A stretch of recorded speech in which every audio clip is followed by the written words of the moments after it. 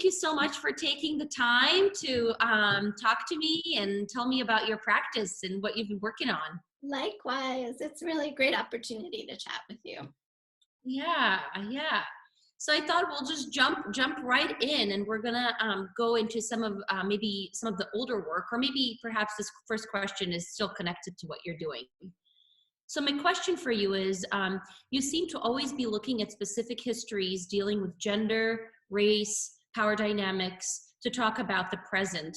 In this way, I sort of see you as weaving time in a way, almost like a web, fetching for the echoes of the past that are still reverberating. So I'm curious, how do you think of this thing you're weaving? And can you talk about the act of looking back to address the contemporary moment? I think, well, I think that's something that we share in our work, and we've talked about that in the past. And sort of, I think we both had an admiration for each other's work, in that there's sort of like these connections of realizing that not necessarily history repeats, but humanity repeats. And so for me, looking back is a combination of kind of trying to expose or reflect or highlight things that might have been erased, or that I don't know about. It's also sort of self-education, and then connecting it to moments in the present, because naturally these things are connecting. They are revealing and they're highlighting, and sometimes it's a positive way, where it's highlighting the change. We're seeing an evolution, or we're seeing people that had been neglected, or moments of sort of like horror that hopefully are not happening again. And in other moments, it's actually showing that things are repeating and nothing, it's kind of, I always feel that things have changed, but I do feel there's like a 2 steps forward, 3 steps back thing that happens in history. Absolutely, yeah. So that's what the work is. I love that. You know, I can really relate to what you're saying. I know even from my personal history, when I tell people that I'm from Bosnia, you know, I feel like I'm immediately sort of taken as a victim, because that's how the news have reported the war. Right. And it has to do with like who were the most amount of people killed, right? So the most victims were the Bosnian Muslims. But then there are also micro atrocities that were happening, where Bosnian Muslims were actually killing Serbs. Right. So I feel like every time I tell my story, it's important for me to also explain that, you know, the way the news records events as they're happening, it just kind of looks at the largest numbers, not necessarily the nuances, and actually to really show how complicated an event is, and that it's not so black or white. It's not so black or white. And also, I think what I'm trying to get to within my work is it depends on who's telling the story. So right, exactly. Sometimes the record or the storytelling or the memory is being reflected by whose eyes it was seen through, or whose eyes are trying to tell their version or what they wanted. And so I do think that's, you know, kind of what you're saying within your own personal experience is also sort of the greater arc of history, as well as like things are erased or not remembered, or remembered incorrectly, even in the greatest desire to remember things in a correct way, just because memory is fluid and it's ever changing. And it really, I think, has to do with the perspective of who the storyteller is, and how many times that it's almost like, what's that telephone game? Like every time something's told, and even as true as you try to repeat the story, it changes and evolves and disappears. Yeah. And maybe that's the beautiful thing about making art about it. It's almost like you're touching like the chakra point of a memory. Sorry, I'm going to turn my phone off here. It's like you're touching the chakra of a memory, and by doing that, you're sort of activating it in a different way, giving it something that maybe it never had. Yeah. No, I was going to say, I kind of love you saying that. And I hope that on a positive note, like, you're always a little bit worried when you are, for lack of a better word, at least the way I feel I work with history in my studio, is you're playing with it. So sometimes that playfulness, I hope for me, is sort of a positive light and a positive way of accessing, but it can also distort and possibly, as you said, like, incorrectly tell the story. So it's always that balance too of like trying to be earnest and trying to expose or reinvent, but also hoping people are curious enough and interested enough and smart enough to actually try to figure out the realities of the situation themselves too. That, Yeah. yeah, I think sometimes my work and kind of looking at the past is also about hopefully making people curious enough to go back and try to look at the past. Yes, yes, I definitely feel that way with your work. Well, so this is actually perfect. It's spilling right into my second question for you, which has to do with a show you did in 2015 at David Shelton Gallery called Every Which Way, and in which you cast Ruth Gordon, who played Rosemary's Baby, and then she was also in Harold and Maude. You cast her as David Lynch's Elephant Man. Mhm. So here you are really playing with history and cinema. And can you talk about that? And maybe while you answer that question, if you could also address the role of the monstrous in your work, and if it's something you see as having agency, not just something that spooks. I think that shows a good example of really talking about playfulness and self-education and overlapping of histories.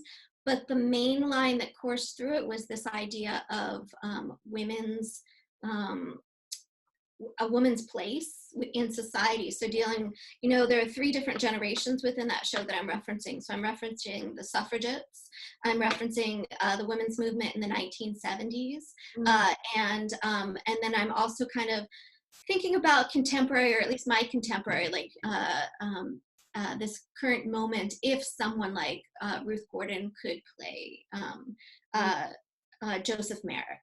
And I'm also playing with sort of, again, like unintentional erasures of history, tweaking of history, and sort of like exposing. So there's, like, I could talk for an hour about that show and I won't.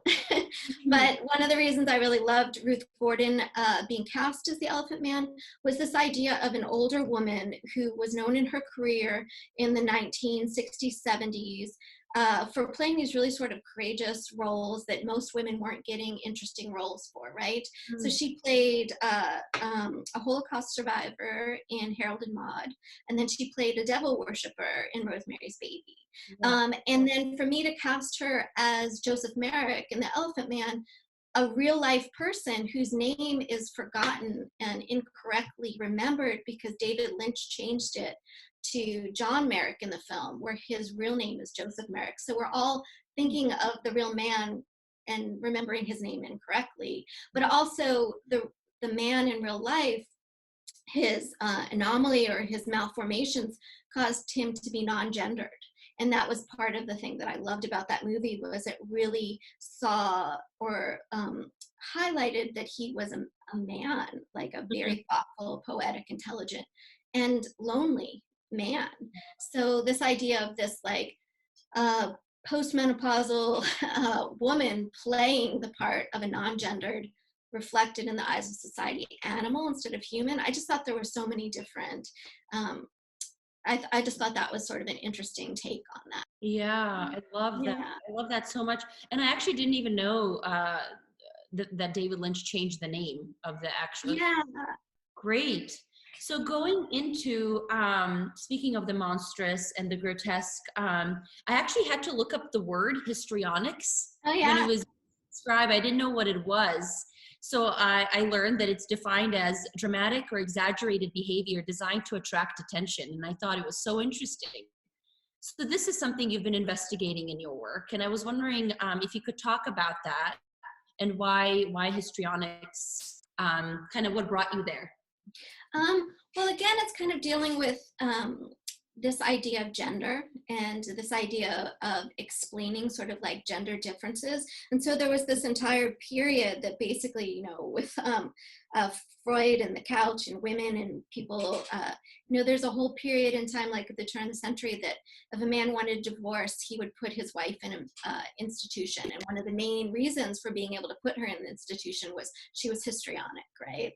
And I'm sure those histrionics or behaviors or voice levels, like so that was all kind of playing into it. But I was also thinking about the way you read the definition beyond gender is also this idea of fitting into society and Mm, what is considered polite and sort of like what is considered normative. mm, And also thinking about children in relationship to that, of education and socialization, and thinking about, like, again, going back to sort of like John Merrick and Joseph Merrick and this idea of like physical anomalies and trying to see ourselves or not seeing ourselves in difference is relating people to animals, even though actions as well as physicalities can be sort of animalistic. mm. So that show in specific that you're talking about, or for me, the show that I put that word into the title had to do with a female pugilist or a boxer. So again, this idea of like when something is appropriate of being sort of defensive or aggressive, Mm, and when we put it in the right circle or domesticate it. Um, yeah. uh, and so I just think that word in a way is also like a bigger picture of the way I think about my work, of like it's that word or the idea of sort of difference, or can be falling on a line that, depending on who you are, where you are, who's telling the story, is it normal behavior, is it a normal body, is it a normal life, or is it something sort of like extreme and different and threatening. Mm. And that word, depending on the context, how it's used, where it's used, or who's using it, can also be a strength, or it can be something to fear or weakness. Yeah. Well, maybe we can kind of conclude by you started kind of hinting at the birds and how they're changing. So I was wondering if you could tell us what you're working on in the studio now with the coronavirus and kind of being quarantined. And I'm curious about what you're working on right now, and if maybe the situation that we're all in has changed the way you think about your work in any way, or make it even. I think it's, I don't know how you feel, and I'll be really curious to talk to you in a couple months or when this is all over. Yeah. I feel like it is changing the work, but I don't really know yet. Yeah. And I feel like if I think too hard about it or try to reflect this moment or sort of comment on this moment, that's when I shut down, to be honest. I Um, agree with 100%. yeah. So what I'm basically trying to do is like allow myself those days. I mean, to be quite honest, that I'm not in the studio. I'm baking, or I'm out gardening, or I'm trying to figure out ways to help out. And Yeah. then there's days that I'm just like uh, doing daily drawings or figuring out these weird, funny birds that they seem silly to me, but maybe that's what we need a little bit. And maybe they're a little bit more layered than I think they are. But again, I don't want to think about it too much. So I'm just Yeah. trying to, I'm also kind of I'm looking back on different things that I was looking at before. I think returning to the birds, which I didn't really understand was happening, but definitely is, returning to this idea of bodily difference and sort of potential of the body instead of shaming of the body, like you said. Um, Mhm. uh, and then also just trying to find joy in the practice, in the same way that probably all of us that are feeling anxiety or stress or loss of jobs or loss of income or loss of individuals in our life are trying to figure out the hope Yeah. for kind of carrying on, or the the joy to carry on. So for me, like, baby steps, and maybe it sounds it doesn't, I don't know what the word is, but it's just like finding that within the work, and then that'll spread out to the bigger picture. And hopefully, if we're all trying to figure out those moments of sort of joy and hope within each other, our communities and our families, or our studios, or our purpose, uh, Yeah. for me is like, I've always thought about content and concept, and now it's here, but I'm thinking about making. Does that make sense? Yeah, It does. making. It does make a lot of sense to me. You know, I feel that I totally agree with you. That I have a hard time when people ask me, "Is this changing your work at all?" I'm like, I don't know. Time will tell. You know. Yeah. Well, thank you so much. Thank you. Thank you so much for taking the time. I'm going to stop recording, but we don't have to stop talking. That sounds good. Thank you.